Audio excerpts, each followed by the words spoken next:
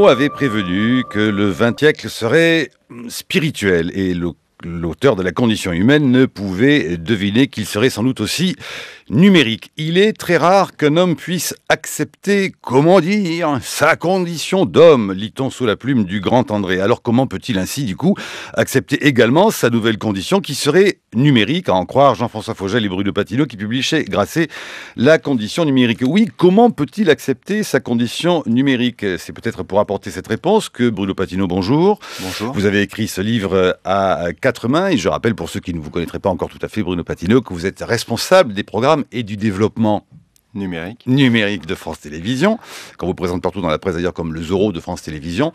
On va tout de même pas tout dissimuler que vous êtes un ancien directeur de France Culture et puis aussi ancien directeur général puis président du Monde Interactif. Et donc cette condition numérique qui sort au fond dans la foulée, on pourrait dire, en tout cas après l'homme sans Gutenberg. Une presse sans Gutenberg. Voilà, une presse sans Gutenberg. Oui, parce que voilà, l'homme toujours qui revient.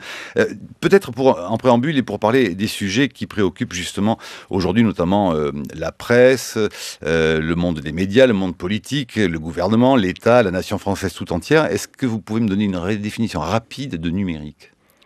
Le numérique, c'est ce dans quoi nous avons basculé depuis que... on va dire, nos informations sont structurées par des données entre 0 et 1, de façon binaire, et qui circulent dans un réseau qui devient de plus en plus universel. Alors, en quoi le numérique aujourd'hui, et cette condition numérique, ce titre hommage tout de même, et en référence à Malraux, nous ferait-il passer dans une sorte de nouvelle définition de notre condition d'homme ? En fait, ce titre, comme vous l'avez mentionné, c'est une sorte de clin d'œil, mais qui va un peu au-delà de ça. C'est-à-dire que avec Jean-François Fogel, on agit et on étudie l'univers numérique depuis longtemps. On s'est rendu compte qu'Internet avait changé, ce qui est une information en soi importante, mais surtout que comme Internet a changé, c'est notre réel qui a changé. Et comme notre réel a changé, eh bien notre condition humaine est en train de changer. Et c'est ce que nous avons essayé de décrire ou d'expliquer dans ce livre. En fin de compte, on veut cesser cette dissociation entre ce qui serait virtuel, un monde virtuel qui se développerait par soi-même, et un monde réel qui demeurerait inchangé. Pour nous, c'est le réel qui est en train de changer. Oui, votre livre apporte une réponse aux questions que beaucoup se posent en général sur cette notion même de virtuel, qu'il y aurait effectivement deux mondes. Un moi devant un ordinateur qui au fond n'existerait pas, sauf dans sa mise en scène et son exposition dans des tuyaux qui partent vers une communauté, choisie, pas choisie, aléatoire, et puis ce même moi bien réel de celui qui, une fois qu'il est à l'ordinateur, va acheter sa baguette de pain. Vous dites non, la notion de virtuel, il faut la redéfinir, peut-être même un peu l'abandonner pour dire qu'on est en fait dans plusieurs réalités. Le moi qui va acheter le pain et le moi qui est devant l'ordinateur est tout de même bien le même. On est dans une extension du réel, tout à fait. Au départ, on a pu croire qu'Internet c'était un média ou une sorte de média. Alors, personne ne nie que Internet est en train toujours de redéfinir les médias, mais les médias ne sont plus en train de définir Internet.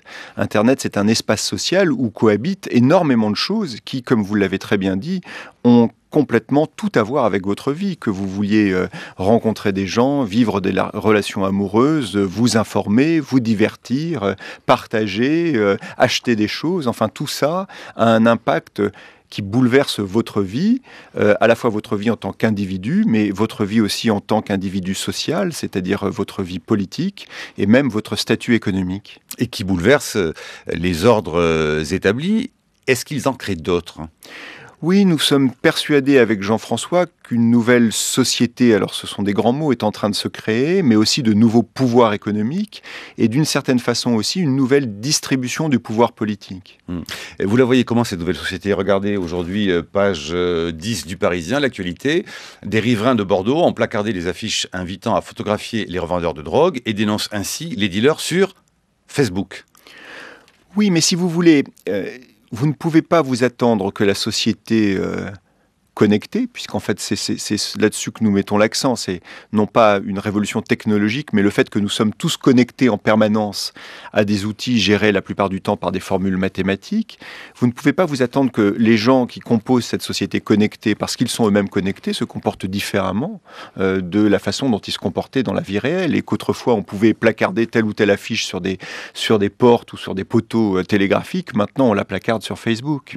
Alors parlons un peu de votre métier métier, puisque vous êtes à l'origine journaliste, justement, Bruno Patino. Vous êtes aujourd'hui à la tête du gros groupe France Télévisions, avec de très nombreuses rédactions régionales, locales, et dont on dit que parfois la télévision, puis comme la presse écrite, a une espèce de retard mammouthesque sur la rapidité d'Internet, les réseaux sociaux où chacun s'invente journaliste, les nouveaux médias strictement numériques. Ah, tenez, je pense à Mediapart comme ça par hasard. Et pourquoi écrivez-vous donc que la presse a une relation malsaine avec le numérique, monsieur le journaliste? La presse, elle a une relation compliquée avec le numérique. Alors d'abord parce que... Malsaine, vous écrivez, Bruno Patino. Alors mettons malsaine, mais, essayons de serrer les choses et juste expliquer qu'il y a deux aspects dans votre question, c'est-à-dire le média en lui-même et son langage d'une part, et le métier de journaliste d'autre part. Et je pense qu'il ne faut pas confondre les deux. Alors dans le média ou dans les médias, on pourrait tout à fait commencer à comment dire, distinguer le fait qu'on passe dans un âge de médias qui ont une façon, j'allais dire, d'organiser l'information de façon un peu différente. Alors, la presse s'est construite petit à petit, et ça n'a pas été tout de suite le cas, dans une présentation rationnelle, organisée de l'information. Quand la télévision est apparue, on a dit, tiens, c'est un média émotionnel avant toute chose. On sait bien que depuis lors, les rédactions télévisuelles font un travail qui ne relève pas que de l'émotion, mais il a semblé que le langage ou la façon dont la télévision se prononçait était une façon émotionnelle.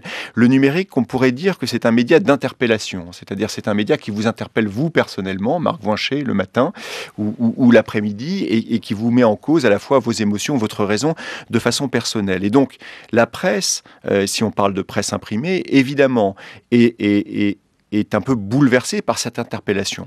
Maintenant, sur le journaliste, on fait sur le journalisme, les fondamentaux du journalisme demeurent, mais encore une fois, dans un paysage qui est totalement bouleversé. Et le premier de ces fondamentaux, c'est diffuser une information que l'on a vérifiée. Bien sûr, c'est la vérification des informations, leur hiérarchisation et leur contextualisation. Quel que soit le support. Quel que soit le support, le métier de journaliste n'a pas changé, et si j'ose dire, la nécessité de le faire n'a pas changé d'un point de vue social. Maintenant, on fait allusion à deux auteurs qui sont des auteurs qui outre-Atlantique, sont un peu fondamentaux pour l'étude du journalisme, qui sont Bill Kovac et Tom Rosenstiel. Et ils ont essayé d'étudier les dérives possibles, sachant que ces dérives existent toujours. Il y a des dérives partout, dans toutes les formes de journalistes, dans ce qu'ils ont appelé l'âge des médias remixés. Voilà. C'est-à-dire, qu'est-ce qui fait qu'à un moment donné, dans l'univers numérique, parce que vous avez mélangé les médias, les sources et les façons de faire, quel type de dérive peut-on avoir, peut-on voir? Il y en a 5. Il y en a 5. Le cycle de l'info n'en finit jamais. 2, les sources se renforcent au détriment des journalistes. 3, nul ne peut fixer la limite de ce qui est publiable. 4, la controverse l'emporte sur la relation des faits. 5, la presse cherche à produire un choc, décidément le mot choc en ce moment, à tout prix. C'est pas mal vu, non? Oui, mais on est en plein affaire Cahuzac avec ça. Écoutez, est-ce qu'on est en pleine affaire Cahuzac? J'en sais rien, mais on est en pleine conséquence du mélange permanent de différentes sources dans cet univers dans les 5 que vous avez cités, le fait, si vous voulez, que les sources se renforcent au détriment des journalistes que vous avez cités, et que nul ne peut fixer la limite de ce qui est publiable, parce que Internet, en tant que tel, n'existe pas plus que la rue ou le réseau social de la foule. Vous n'avez pas d'éditeur d'Internet. Vous avez d'éditeur des sites Internet, vous avez un éditeur des sites d'information sur Internet, vous n'avez pas de méta-éditeur d'Internet. Et donc, à partir de ce moment-là, il n'y a pas de limite à ce qui est publiable. Il n'en reste pas moins que dans cet univers, le journalisme professionnel et les journalistes peuvent, à mon avis, exercer leur métier à plein. On peut craindre, écrivez-vous toujours, page 177, que la presse échoue à trouver sa juste place de 4e pouvoir sur le réseau. Bon, l'affaire Mediapart vous dément.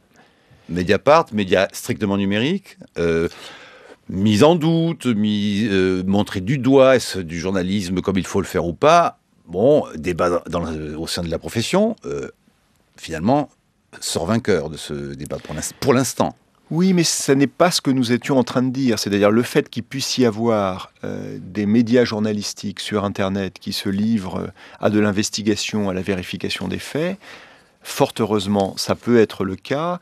Et beaucoup pourraient vous objecter que c'est encore plus le cas dans un univers où il n'est pas nécessaire de détenir, on va dire, une industrie, que ce soit une rotative ou des fréquences ou une façon d'organiser le contenu qui coûte énormément d'argent pour exercer cette activité. Donc, que dans l'univers numérique se développent des médias d'investigation journalistique de très haut niveau professionnel, ça ne fait, à notre sens, aucun doute. Maintenant que la position de ces médias-là soit forcément centrale dans l'univers numérique, ou soit centrale dans la façon dont on forme une opinion numérique, c'est ce que nous essayons d'étudier. Mais est-ce que vous ne pensez pas que du coup, elle a induit une sorte de mauvaise conscience de la part de certaines rédactions, on dirait plus traditionnelles, par rapport à la rédaction d'un journal numérique comme Mediapart? On voit bien qu'il y a une tension, même si elle n'est pas au cœur de ce qu'on appellerait l'affaire Cahuzac, il y a une sorte de tension qui se dessine au sein des journalistes. Moi, j'ai pas perçu, si vous me permettez, cette tension comme cela. C'est-à-dire que j'ai pensé qu'à un moment donné, et ça n'est qu'une opinion toute personnelle, mais qu'à un moment donné, il y avait une tension entre deux paroles qui, quand même, dans un univers démocratique, sont sacralisées, de mon point de vue. C'est-à-dire la parole du politique au sein même de l'Assemblée nationale, donc au symbole même de l'exercice du pouvoir, donc la parole publique devant le peuple, qui est un peu sacralisée pour qu'on pense qu'une démocratie puisse fonctionner. Et par ailleurs, la parole, parce que j'y accorde une très grande importance, des journalistes qui organisent l'espace public et le débat public. C'est-à-dire que dans leur démarche d'investigation et dans leur démarche d'enquête journalistique, la parole journalistique ou la déontologie journalistique, là aussi, a un côté, alors sacré c'est peut-être un bien grand mot, mais en tout cas, un côté fondateur de la démocratie. Et que donc là, il me semble qu'à un moment donné, les gens se sont trouvés face quelque part à une atteinte à quelque chose qui était absolument essentiel au fonctionnement démocratique. Certains ont choisi de faire confiance à la parole politique devant l'Assemblée nationale, d'autres à la parole journalistique et à la démarche journalistique, mais il y avait là une sorte de très forte, me semble-t-il, de très forte opposition qui a fini par l'apparition d'un mensonge structurel. Il aurait été aussi grave dans l'autre cas.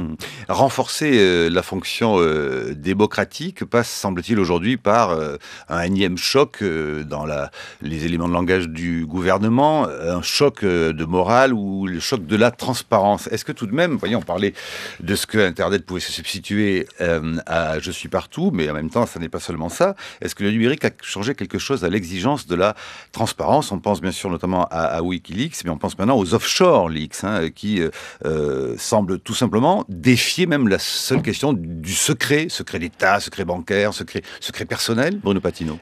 Les offshore leaks que vous mentionnez, pour moi, défient avant tout la notion de territoire.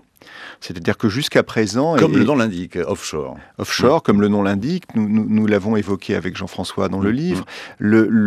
Jusqu'à présent, nous avons structuré à la fois une information. Quand on dit qu'un événement a eu lieu, on l'associe déjà à avoir lieu. En anglais, en espagnol, en français, ça marche. On l'associe forcément à un territoire. Et tout d'un coup, vous avez un réseau qui n'a plus de limite territoriale. Et donc, la gestion territoriale de l'information, ou la gestion territoriale même du pouvoir, puisque vous mentionniez le pouvoir politique, ou voire même du pouvoir économique, tout ceci est remis en cause par l'apparition du réseau et par le fait que nous nous connectons en permanence par un réseau qui n'a pas de territoire ou qui, plus exactement, redéfinit en permanence la carte de son propre territoire.